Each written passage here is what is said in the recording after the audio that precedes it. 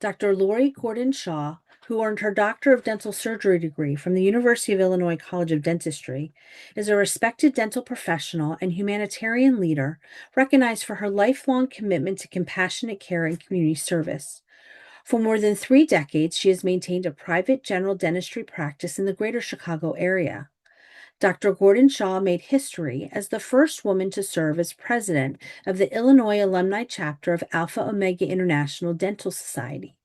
She has been involved in the Alpha Omega Henry Schein Holocaust Survivors Oral Health Program, through which she has provided pro bono dental care to Holocaust survivors.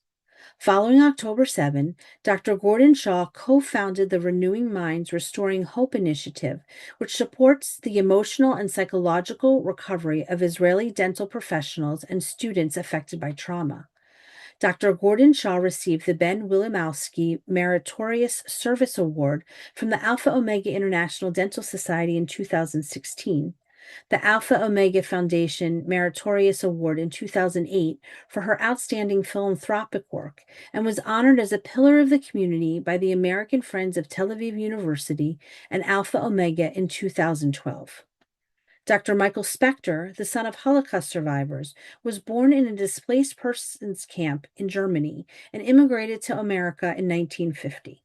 A graduate from the University of Illinois of Dentistry, he received a degree in periodontics from the University of Washington School of Dentistry. He served as associate professor in the department from 1979 to 1996 while maintaining a specialty practice in Bellevue, Washington.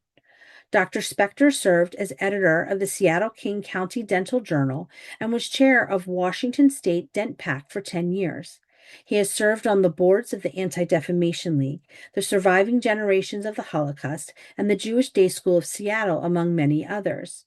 Dr. Spektor is past president of the Jewish Federation of Greater Seattle, a member of its Community Relations Council, on the National Council of the American Israel Public Affairs Committee, and on the board of the American Jewish Committee.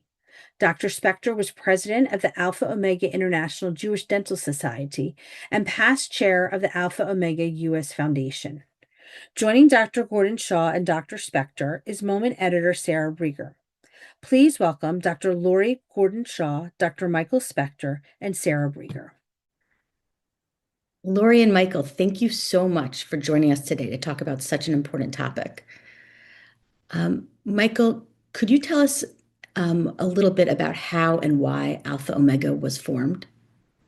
Thanks, Sarah, for inviting us on this podcast. I think there's a Jewish saying that says, start worrying, details to follow. And I think in our whole life, this has been the case, and the details are coming fast and furious.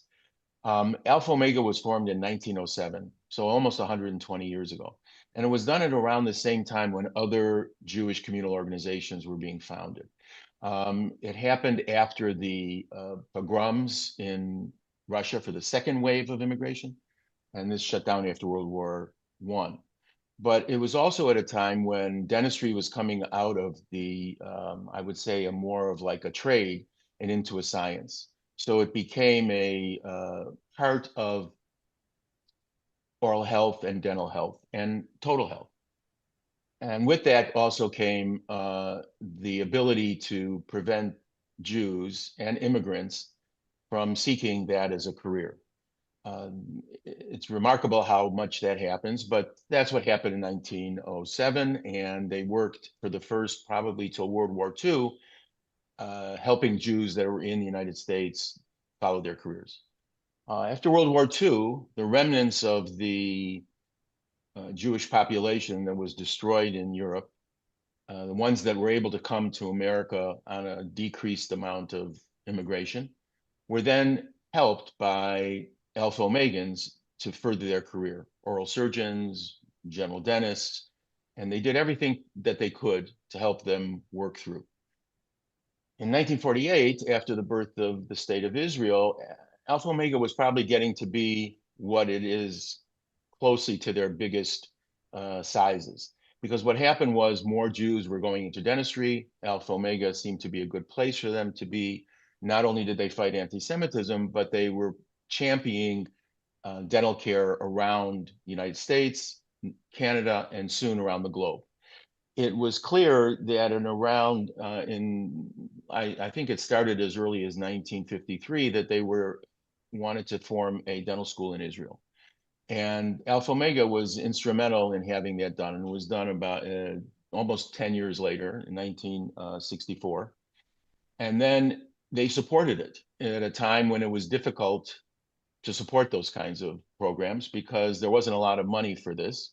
But the Alpha Omega dentists stood up and they took care of that while they were still dealing with other things of anti-Semitism. It's important to note too that back in the 60s and 50s and 60s, we were not free from any of this.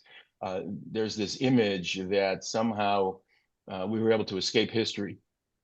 It happened a little bit in the 70s and 80s, maybe in the 90s, but it's never been there. It's just been an illusion, and we've always had to fight the fight.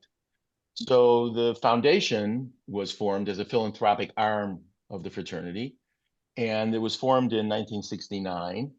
And then it also helped build the Tel Aviv University School of Dental Medicine in 1972. So when you look at that, you realize that we were instrumental in the two major dental schools. Since that time, the dental schools have grown immensely. We still help them the best way we could. But as we'll notice, as we move forward, less and less Jews went into dentistry, and it became a little more difficult to keep the organization as vibrant and flowing as it used to be. The foundation, fortunately, has helped with that because we are supporting a lot of worthy and wonderful projects. In the 70s and 90s, when the Russian refuseniks were coming to America, we helped them train as well and gave them positions and got them jobs. And it's interesting that I'll tell you the other thing, that in a lot of cities where there was a Jewish family service or something, that we would be helping immigrants as they came in. And Alpha Omega was kind of the place if they were dental immigrants, even from countries like Syria, Somalia. It's amazing to think that they would come to us and we would help them. And then just a few years later, they kind of didn't have much use for us. So this is a moment that begs to talk about what's happened currently, but I want to do one more thing, talk a little bit about the foundation and what we did. So the foundation was involved in raising money for scholarships. It was raising money for students. It was raising money for the schools. And then there was a need we realized quickly that Holocaust survivors were not going to be around forever. And it was important that it wasn't even clear how many of them were under poverty line, but it was many. And what happened was they were not getting the proper care that we needed. So one of the things we instituted, and I'll have Laurie kind of review that since she was one of the stars of this and a champ, is that we developed a Holocaust program along with Henry Schein, which is a dental organization, and we delivered care to Holocaust survivors. And that will take us up to pretty close to where we are now, and then we can kind of fit into that later. But that's a brief history of what Alpha Omega was. And I think that the impact is quite great. And in the 50s and 60s, as it was going to Israel, it was also in Europe, it was also in Australia, it was also in South Africa, and as well as other areas where there were chapters, because they realized the importance of having a strong Jewish dental organization. Laurie. Thank you.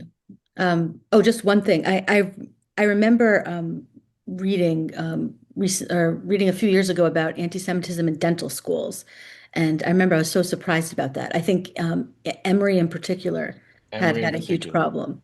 Is that something you guys worked with or dealt with? Yeah, Perry Brinkman was the one who brought it to the fore because they were obviously anti-Semitic or anti-Jewish students.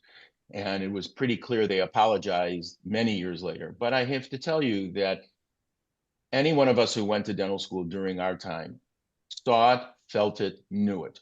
It was nothing hidden. You know, professors would always know that the Jewish students might have a brain, but they didn't have any hands and they couldn't do any of this other stuff. And it was pretty clear that this was an issue. And I must say, to this day, and now even worse, that healthcare is being inundated with anti-Jewish tropes.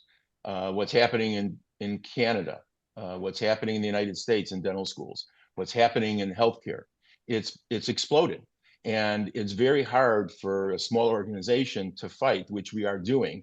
But we're trying to partner now with the Jewish medical associations and various other ones to kind of work with that. But the anti-Semitism piece was there always, and it's not going away, and it's never going to go away. And it's just we're back at it again, and that's why we're here. You know, you can't build something. You have to have it ready before you need it. So we have it, and hopefully we can use it to good stead. And Laurie, I'd love to hear more about the program you put together for Holocaust survivors. Well, the Holocaust program's probably one of the things I'm most proud of doing throughout my dental career. And it all started back in 2013 when Joe Biden was on the campaign trail with President Obama. And he met with a group of Holocaust survivors and asked them, what do they need? And they said they need better access to medical and dental care. So one thing led to another. We were put together joined at the White House with Henry Schein. We started this program that was only really supposed to be a 3-year pilot. And it started in January of 2015. And it was so successful and people were responding, and it is still going to this day. And we started with 9 original cities where dentists volunteered to give this pro bono dental care to Holocaust survivors in their practices, and give them that dignity and comfort. And then there's been 23 cities that are now providing this important care. And I'm really proud to say that we have provided almost $5.3 million in pro bono dental care to Holocaust survivors. And to me, the most important part of it is not only are we providing something that these patients desperately need, but it allows them the opportunity to share their stories with us. And to me, that's the most important thing. I treated a patient who made me promise that I would continue to tell her story and her family's story to my children and hopefully their children, so the memory always is kept alive. And to me, that's something that is so special. And I'm sure anybody else who treated these Holocaust patients would feel the same way. Mm-hmm. Wow, that's really remarkable. It was amazing. So now we're going to talk about an initiative you guys started since October 7th. Before we do, there's a short video that we're going to watch about the project. October 7th morning, I got up in the morning and I intended to go for a run at about 6:30. And then I found out that bad things are happening. I started hearing the sirens. After that, I got a message saying that I have to be prepared for my work as a forensic odontologist. Right after October 7th, about 20% of our students were called for the Army. We have 32 faculty members that were called to the identification unit of the police to identify the bodies by when the DNA or fingerprint couldn't be found due to the condition of the body. Obviously, it has a tremendous effect on the everyday life of our students and staff and the functioning of the school. The academic year was postponed by 2.5 months. We worked at shifts, 8 hours each time, 24/7. And in between, we didn't go home to sleep. We just stayed at the military camp and did the reconciliation, the comparison, the identification process. It all looks like one long day. It's 2 years, more than 2 years since we started, and we're still working on the identification. We saw all the bodies of the people that were hurt and massacred. They arrived to the military camp in trucks, refrigerated trucks. Each time a truck came into the military base, it contained about 60 or 70 body bags.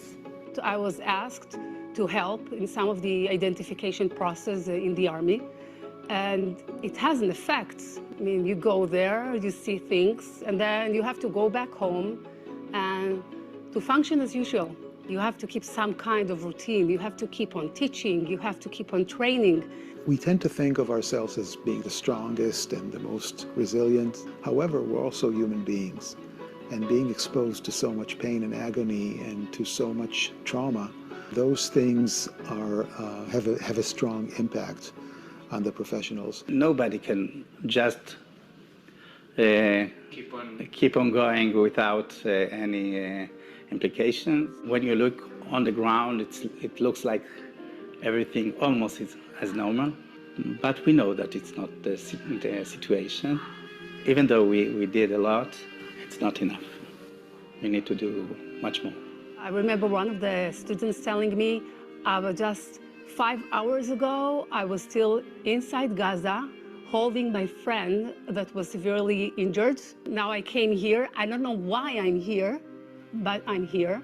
The transition from one situation to the other is not normal. I can tell about one student that he was in the tunnels of Hamas, and he lost 8 friends in the week before. How can you help them? What can you do in order to let them feel we're not leaving you behind? We are here for you. We're going to make sure you're not left behind. We're going to support you. We're going to hold you. This is why we were asking for help to solve their soul problem. I still can't really listen to music. I don't really watch movies. I won't go to have fun by myself or for myself. Everything looks like it's a waste of time. Only things that are important are things that I'm supposed to do. Other things like meeting my friends or sitting in restaurants, no way. People just understanding that you're not the same and maybe you need help. Not that you want it, but maybe you do need help is important. We are going to create safe spaces in a setting where students and faculty can come together without barriers, without feeling that they're exposed. They can share and talk about their own feelings and emotions. I think that the greatest help that a person can get is sitting with someone that knows what they've been through. We want to be the best. And in order to be the best, we need to develop not only the tools of dentistry, but also emotional intelligence, knowing more about what works in the background, on our emotions, on our physical conditions. If the system will see these people and talk to them and help them, it will be a very great deal for them, for us.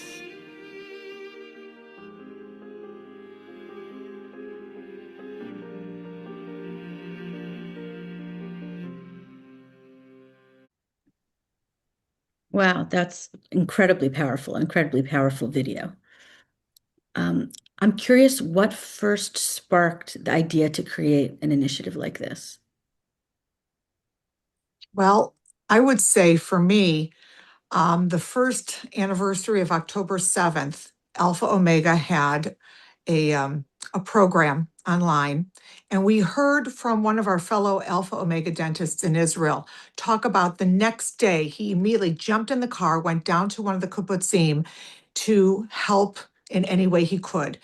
I think about when I went to dental school, going and identifying bodies burnt beyond recognition and only identifying them by their dentition is not something we imagine we'd ever have to do. And yet here was one of our dentists doing this on his own and then talking about how he suffered so much afterwards. He had the luxury, he had the ability to get help for himself. And it made me realize there are too many people who don't have the ability financially or otherwise to get the help they need.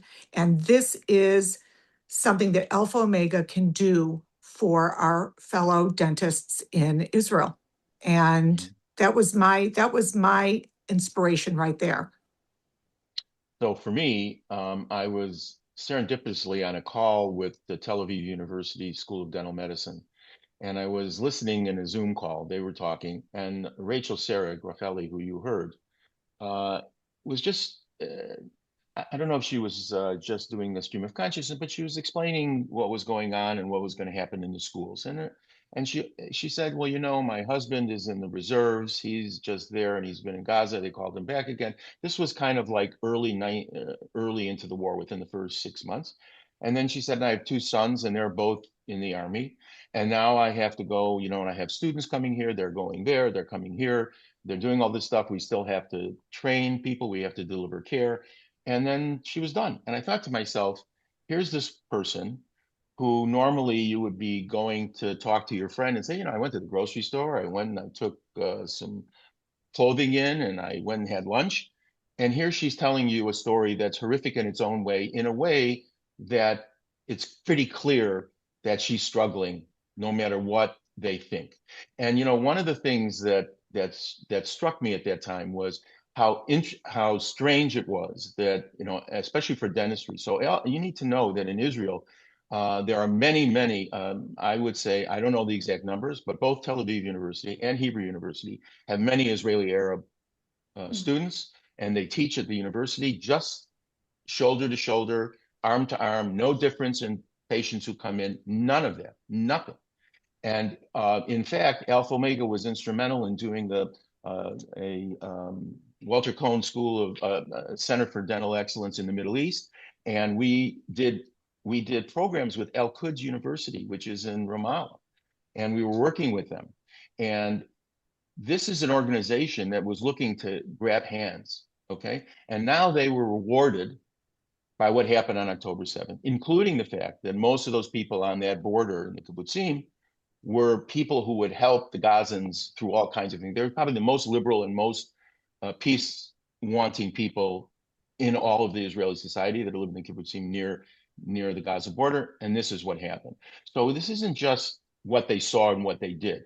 It's almost like, you know, what is it we can do? And so my wife and I thought, you know, one of the things would be we could give some money to help with the program, and that's what kind of teed it off. It took a while to kind of get everybody organized, and Laurie, you know, when she went to that, and we know the person, it really materialized. And I can tell you that it's happened pretty quickly, considering you know, the urgency with which it was. And it was really, your heart breaks when you hear that. But even when you talk to Israelis and people who know them, you know, this is our family, and they're suffering and they're struggling. And I don't care what anybody says. This is something they need. And if we're not going to give it to them, who's going to do it? I would agree with that. The fact that the hostages have been returned doesn't mean that the work is finished. And these forensic dentists, these dental students who are still fighting in the reserves, their worlds are not yet back to normal.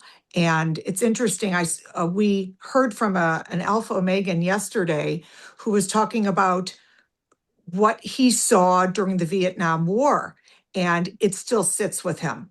And we want to make sure that these young dentists and, you know, the dental students or otherwise have the healing, have the tools to help them heal and take this forward so it doesn't impact their lives, their children's lives, for generations to come.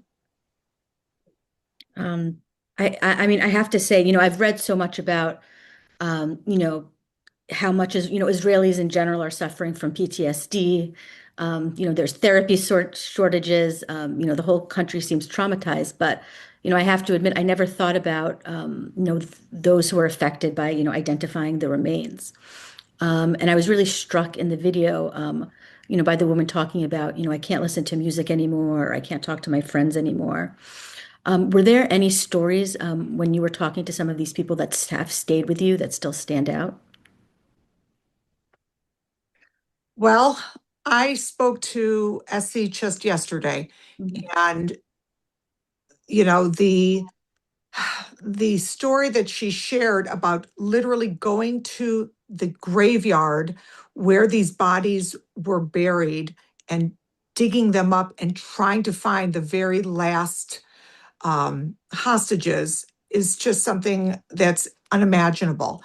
And luckily, she was able to share that they just had a session with a group therapy session where they felt very comfortable knowing that the person who was leading it had been in a similar situation, although different, and they were able to open up as a group and talk about these terrible experiences and how it's helping them open up and feel like there is a future, there is a bright spot on the horizon for them. And I'm grateful that Alpha Omega's been able to provide this space for them and will continue to provide this space for as long as they need it.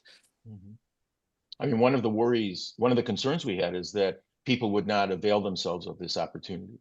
Israelis are very stoic. They're very resilient. There's an ethos there that doesn't want to show weakness, and it's hard. And so we wanted to make sure they were in an environment where they could share, and then if they needed to seek care on their own after, they would feel comfortable doing that without any kind of a stigma, without any kind of an issue going there, because it was so critical for them to do it.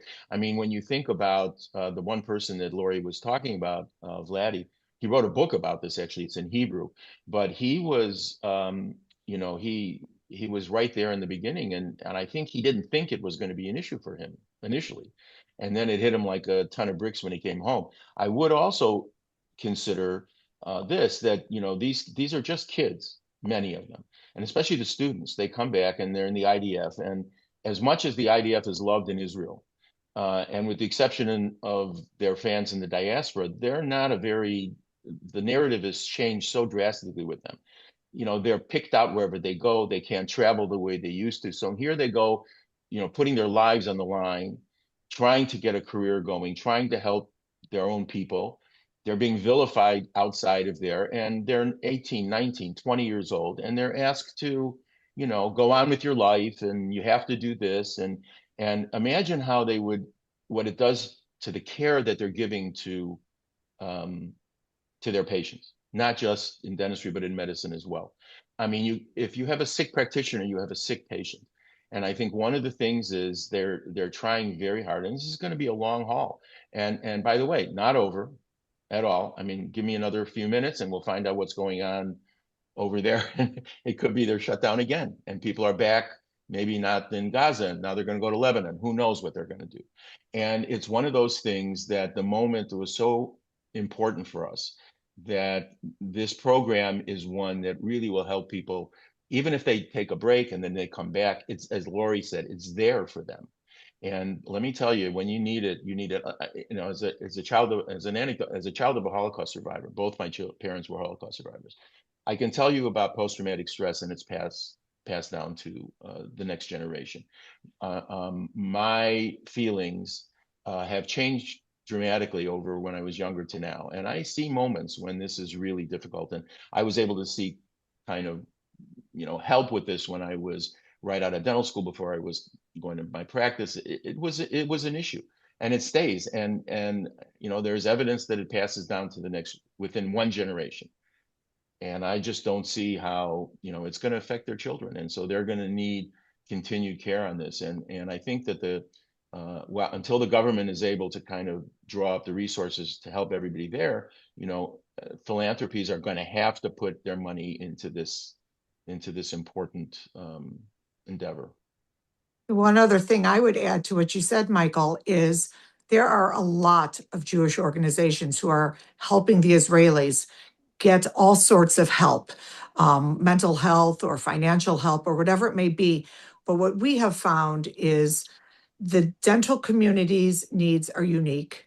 And as has been the case in so many other things, if we as Jewish dentists don't take care of our own, maybe other organizations will overlook it. And so it really is our responsibility to stand strong and help our fellow dentists. And that's where Alpha Omega has really risen to the occasion. What does the program Renewing Mind, Restoring Hope entail? I'll answer that. We have teamed with an incredible man in Israel who himself struggled with PTSD. And they created a program where, I'll make it simple, where there's group sessions where people have an opportunity to share together. And then during those sessions, they identify people who might benefit from one-on-one therapy. And then once they're identified, we can refer them to people who can work with them. And so they have the option of continued group therapy as well as individual therapy, and for as long as they need, whether it be one session, 10 sessions, or 100 sessions. It's all there for them to help And them we heal. started it, we started it at the school. So each school is doing it, including Rambam, that has a graduate program. And then we included the first responders, the ones that I call the identification, the forensic odontologists and oral surgeons. And they were a critical piece, both because they both work in the police and they also work in the IDF. So we were doing programs for them.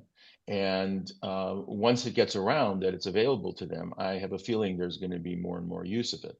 But that's kind of where it is. I think you cannot force people to do it. They have to come to it naturally. It takes a while for them to get there. And I feel really good about the idea that as long as we're there helping them, when they get to it, they'll get to it. And each life is, you can't put a price on it. I mean, it's them, it's their family, it's their extended family, and Israel is just one giant family. So if someone's hurting, they're all hurting, and you're only as happy as your least happy family member. So that's how that kind of works through. Sure. You alluded to this a bit before, but what have some of the responses been to the participants in the program? Have they contacted you and told you about what it's been like for them? Well, part of it is we don't want to mention who they are. Yes. So I think Laurie could speak to. We have people on the ground in Israel who are kind of dealing with this, and they are telling us the first ones have been very successful, as Laurie said. And we have I think there is a little blurb on our website that talks about these first early steps. But I think what's encouraging, to be honest, is that they're actually going to it and they're talking about it with each other, and they're thinking that they're going to move ahead, and they're going to tell other people. And that's what needs to happen. The ones who use it, need to tell the other people to use it, because us saying it, or even the deans. And by the way, it was interesting because I know Dean Zinni at Hebrew University lost a nephew in the war, and early on. And like I said, everything is very close and personal. Laurie, why don't you mention what, in part of your discussion with Essie and the other stuff about how they're doing and how they're receiving this? Well, the fact that they're all together and one person started to speak and then the other person starts to speak, and then it feels much more freeing for them to share their experiences. And that's important. And people are saying, like you alluded to it, they're kind of scared to just jump in the water. They're going to do it at their own pace. And when they're feeling like they are able to, they will do so. We were speaking to some dental students a number of months ago who were saying they're taking care of patients in the middle of a procedure and the alarms are going off, and now they have to all hide in the hallways or seek shelter. Again, as I said earlier, this is not how we think we're ever going to practice dentistry. And if you've been in the tunnels of Gaza and the next day your patient is complaining, ouch, this hurts, not to diminish their discomfort or their fears in the dental chair, but these dental students and dentists are carrying very heavy weight on their shoulders. And anything we can do to alleviate that is crucial. And we don't want this program to be a 1 year and done. This is a long-term project because it won't go away quickly. Just, listen, we never thought that the Holocaust program was going to be more than the 3 years. And here we are, almost 10, 11 years later.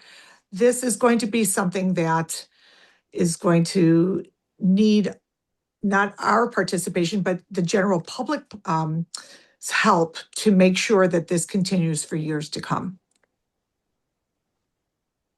Have there been any discussions about if an interest in dentistry has fallen at all in Israel because of this? Because people don't want to be put in certain positions or one identification, but maybe also just the kind of going back and forth from patient to to soldier. Is there any talk about that? I think if anything, they're worried about a shortage because they're not being allowed to finish their training. I mean, imagine, if you will, that you do multiple tours, you come back, you can't finish the requirements that you need to have, pushes everything back. People still need to have the care. There were clinics, we were going to talk about that too. There were clinics in the kibbutzim that were treating patients that were no longer there. And then they have to be reinstituted. And it's one thing to get equipment. It's another thing to get somebody to come and actually deliver appropriate care there. And I think the entire idea of, this, I think there will be a shortage. I do believe that. I think there probably is one now because many of the people who were there were in reserve duty and they had to put their practice on hold. And teachers are struggling to get them to work, and this is just all works within it. And I look back at how countries who are have way more resources than Israel, which is remarkable. I mean, I look back at us during the Vietnam War and how we failed our soldiers there, and talk about PTSD. And now we're understanding this, and we don't want it to happen to our family in Israel, and so we're pushing in that direction. But I think that there would be, I think more students would come, but they have to be able to go through their careers. I don't know what it's like. I know in the tech sector, there are other sectors that are struggling with this because people, don't have an opportunity to go through their careers, and they're put on hold, which is amazing that they're still, and it's still like the 6th happiest place on earth right after Disneyland. So I think it's amazing. What are some of the other initiatives Alpha Omega has been doing in Israel? Well, during COVID and after the war, we raised money to buy ambulances in Israel, which was important. And this was not just a North American thing. This involved our chapters in London, our chapters in Europe. Everybody was really coming together for this. We mentioned the kibbutz Beri, where the medical dental clinic was just completely destroyed. And our Philadelphia chapter has really taken the reins of this, and we are all joining together to rebuild this incredible, and this is a huge project, to rebuild this clinic from the ground up. And not only building a building, but supplying all the dental equipment, which is a huge undertaking so they can treat patients in the future. So we're very proud of that and been working very hard on that. And over the years, they've been doing things to help the schools. Our resources, fortunately, now we're in a little better position to help more, but even with whatever resources we had, we helped the schools try to get through what they did. Tel Aviv University had a real crisis that they were almost going to close their doors in the dental school, and we were able to rally that up, and now they're back up and working again. It's very, and they treat the communities they treat are very, very unique. If you look at Rambam and Haifa, that's a very mixed community there. I don't understand how people look at that country and think that there's some type of apartheid or horrible, or even when they talk about words they shouldn't be using. If you look at those students, if you look at our practitioners and what they do on a daily basis, and what they do to try to help the entire community. There's no looking. When I hear people in this country who will say, oh, if I could, let me go with, if I could find a Jew, I'll inject them with something and then they can die. And this is what's happening in the medical industry now. Mm-hmm. And you look at what's going on in Israel, it's remarkable how the Israelis and the entire Gulf, I would say, even, how comfortable they are with each other, really the ones who want to live together, compared to what's happening in the West. I mean, I don't know what's happened. If you want to know what keeps me up at night, that's what keeps me up at night. And I keep thinking about my mother and her family in the 30s when they were having these discussions. And trust me, the Jewish organizations in Poland in the 30s were as strong as you could possibly imagine. And the one thing they never thought was that someone would systemically, in a natural way, want to annihilate them. And you just keep your eyes open, and what's been happening in UK, in Australia, in Canada.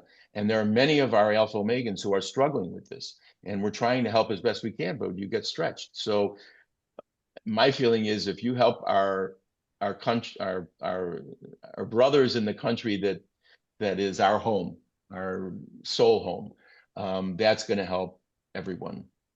I would add to that is that, and Michael and I worked on this a number of years ago, where at Tel Aviv University, we built a special needs clinic for children with special needs. Arab, Jewish, Christian, it didn't matter. Everyone was welcome to receive really high quality care for children with special needs. And that's something that's been very important to Alpha Omega, is that we show and try to teach tolerance for everybody. And it's, yes, anti-Semitism is everywhere. Universities all over the United States. It was tough when I was there. It's equally tough now because students are scared to speak up. Back then, we spoke up and we usually got what we needed. Now, the dental students are scared to approach their deans or professors for fear of repercussions. So it's important for us to let people know we are here for everybody. We are trying to unite dentists and people, and hopefully they will help us with our mission moving forward. And also, I would say that if students are listening to this or watching this and they're feeling that they're being discriminated against, if they contact us either at the Alpha Omega Society or Alpha Omega Foundation, we will be able to get them to people who will help them kind of from a legal standpoint, or give them an idea of what they can do. We've kind of partnered with Stand With Us on this a little bit, and they're very good about in university dealing with these kinds of things. And once you start getting a little bit more teeth in it, the universities seem to be responding. So I think that I don't want them to feel that they're by themselves. And it's hard to know who needs something. If you don't reach out, we don't know. And if you do, I think there's an opportunity there because there'll always be somebody that will say, "Oh, here's what you need to do," and we'll help them with it. And for those also watching at home who maybe are moved in some way, is there something who might want to help? What could they do to help? I'll throw that to you, Laurie. Okay. You can go to our website and aofus.org. That's the foundation. Even though this is a global initiative with all of our foundations, Canada, London, Europe, here in the United States, we are all working together. And if you're in the United States, that's the website to go to help make a donation to this program that we're talking about or any of our other initiatives. Any help is always appreciated. And if you are a dental student, if you are a dentist and you want to learn more about all our other programs, ao.org is the place to find out where you can you can join us in all of our activities and CE and anything else that we do.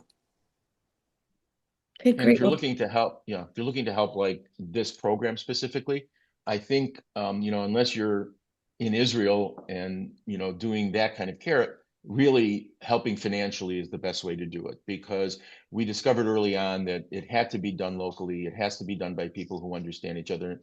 And she mentioned right away that people who live through this can talk to other people who live through it. And I think certainly it would be a mitzvah beyond mitzvahs if we could get them to have some healing. I just, it's tough. It's tough out there.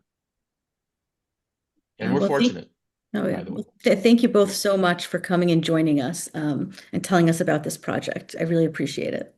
Thank you so much for Thank you. having us, letting us share Good. our Thank story you. because it's so important to us. Thanks again, Sarah.